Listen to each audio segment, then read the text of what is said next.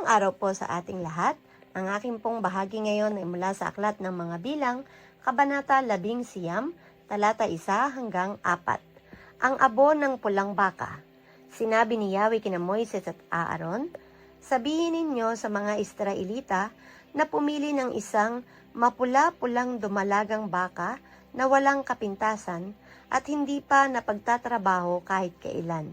Ito'y dadalhin nila sa inyo at ibibigay naman ninyo kay Eleazar upang patayin sa labas ng kampo habang siya'y nakatingin. Ilulubog ni Eleazar ang kanyang mga daliri sa dugo nito at 7 ulit nawiwisikan ang harap ng tuldang tipanan. Amen. Mapagpalang araw po sa ating lahat. Narito po ang aking daily devotion sa Book of Bilang, chapter 19, verse 5 to 8. Pagkatapos, ang bakay susunugin ng buo sa harapan ng pare, pati balat, dugo at dumi. Habang sinusunog ito, ang pare ay kukuha naman ng kahoy sa sidar, ng hisopo at lana, at isasama sa bakang sinusunog. Pagkatapos lalaban ng pare ang kanyang kasuutan, maliligo siya saka papasok sa kampo. Ituturing siyang marumi ayon sa kautusan hanggang kinagabihan. Ang kasuutan ng katulong sa pagsusunog ng dumalagang baka ay dapat ding labhan. Kailangan din siyang maligo at ituring din siyang marumi hanggang kinagabihan. Amen. Isang mapagpalang araw pong muli sa ating lahat. Muli niyo po akong samahan sa pagbabahagi ko ng salita ng Diyos. Sinasabi po dito sa 19 na kabanata ng Mga Bilang, versikulo 9 hanggang 12. Ang tubig na panglinis. Ang taong itinuturing na malinis ang siyang kukuha ng abo ng baka at ilalagay niya ito sa isang lugar na itinuturing na malinis sa labas ng kampo.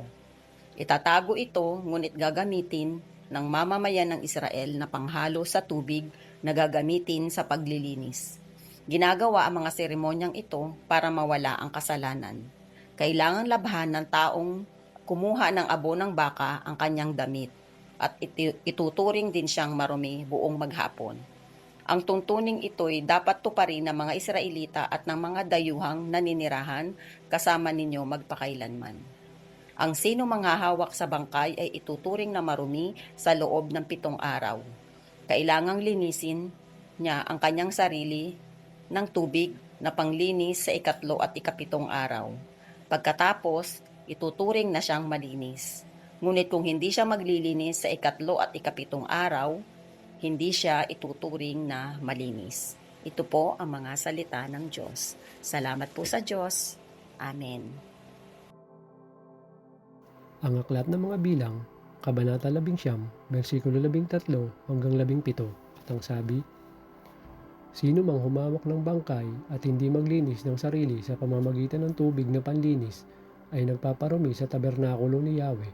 Siya ay mananatiling marumi habang panahon at ititiwalag sa sambayan ng Israel.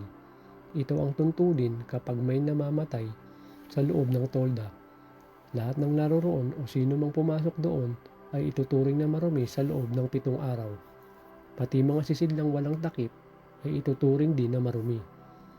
Lahat namang makahawak ng patay o kalansay sa labas ng tolda at ang sino mang mapahawak sa libingan ay ituturing din na marumi sa loob ng 7 araw. Ang mga itinuturing na marumi dahil sa paghawak sa patay, kalansay o libingan ay kukuha ng abo na galing sa sinunog na handog para sa kapatawaran ng kasalanan.